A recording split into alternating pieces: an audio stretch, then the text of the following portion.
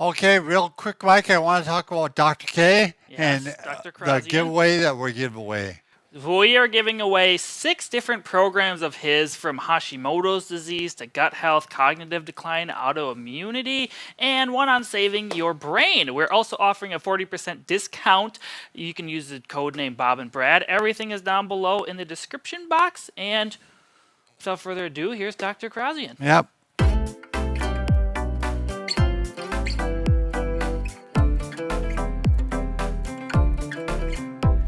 Welcome, my friends, to the Bob and Brad podcast. My name is Mike Keenitz, and I'm a physical therapist assistant. Our guest today is Dr. Datis Kharrazian. Dr. Kharrazian is a Harvard Medical School trained and award-winning clinical research scientist, academic professor, and world-renowned functional medicine healthcare provider. He develops evidence-based models to treat autoimmune, neurological, and unidentified chronic diseases with non-pharmaceutical applications. His clinical models of evidence-based medicine are used by several academic institutes and thousands of healthcare providers throughout the world. Dr. Kharrazian is an associate clinical professor at the Loma Linda University School of Medicine. So without further ado, here is Dr. Kharrazian. Let's talk about what are some signs of brain inflammation and what should someone do if they have that? Biggest sign of brain inflammation is brain fog. And brain fog is a term that's used where you just can't get to your thoughts. So you can't find the words you're looking for. You can't get to the memory that you're trying to get to. And, the best way people explain it is that's fogginess. It's just slowness. And really what's the mechanism behind that is there's what's called impaired nerve conduction, velocities. So when there's inflammation in the brain, neurons, the messengers from one neuron to the next, that's called nerve conduction, it just gets slowed. So inflammation slows down nerve conduction. Okay. So now someone has an inflamed brain and their neurons are just slower. They're firing slower. So now everything's hard. Everything's difficult. They can't get to their thoughts. They can't think. They can't focus. And if it gets bad enough, you can get depression. Like most of the current research is showing, severe, massive, unresponsive depression is really brain inflammation. And this brain inflammation also not only shuts down nerve conductance, it disrupts neurotransmission signaling pathways in multiple mechanisms. It changes something called plasticity potential, where different growth factors of nerves get shut down during this inflammatory state. And it really sets up the stage for neurodegeneration. So your biggest clue you have brain inflammation is you have brain fog. And you could have brain fog for various reasons. You could have brain fog because you have food proteins causing it, the gut-brain axis, right? You could have something like that. You could have brain fog because you have Hashimoto's, and antibodies produced against the thyroid gland also have been shown to bind to the brain, the cerebellum. They have cross-reactive antibodies, get brain fog. So immune system flares up, you have that. You could have had a past head injury, and you had a past brain injury that turned on these inflammatory cells in the brain called glial cells. And now you didn't sleep well for the past 2 days. Your immune system is dysfunctional. You're more set to inflammation, and now you have brain fog. So all these various things. And if you have brain fog all the time, or the sensation of your brain speed is just getting slower and slower, then that's a problem. And that's an indication for mechanisms that can lead into neurodegenerative disease and also for sure depression. How long does it normally take for the brain inflammation to resolve itself? It can resolve itself in hours. It can resolve itself. It can never resolve itself, depending on what's happening. So within the brain, you have cells called neurons, and you have another group of cells called microglia. And these microglia are the immune cells of the brain.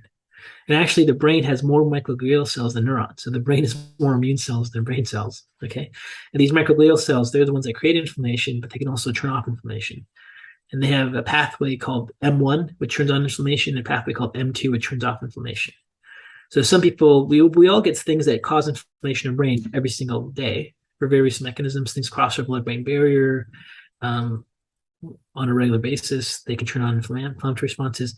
But if our immune system in our brain's healthy, these M2 pathways turn on their anti-inflammatory, and you don't notice anything.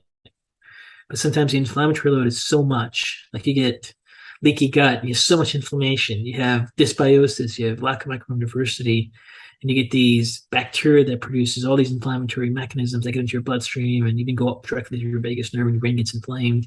And the M2 pathway doesn't have the resiliency to turn them off, and now you have brain fog.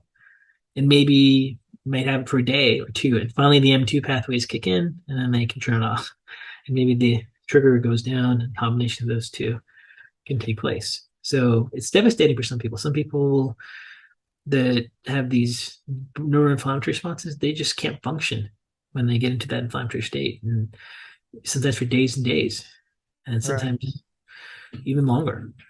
Yeah. So I would like when I got brain fog, mine was due to like hypoglycemia, pretty much. My blood sugars were because I was discovering my fasting blood sugar was getting a lot more elevated. So like pretty much I just went, low carb and then it fixed that. But and that's just for me. Yeah. And that you may have just had lack of fuel for your neurons. So it may, so you're not having nerve conduction speeds turned on by inflammation. You just may have had not enough fuel to keep those neurons active. Okay. Yeah. So you may have just been hypoglycemic. But when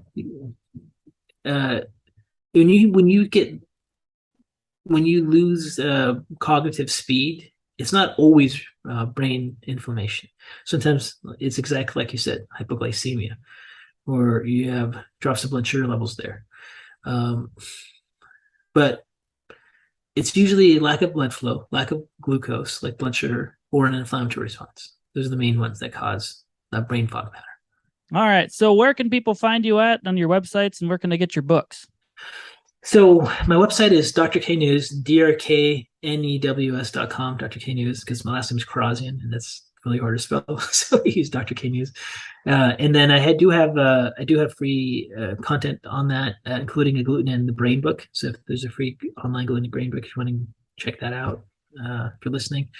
And we have lots of podcasts and videos and information trying to educate the public.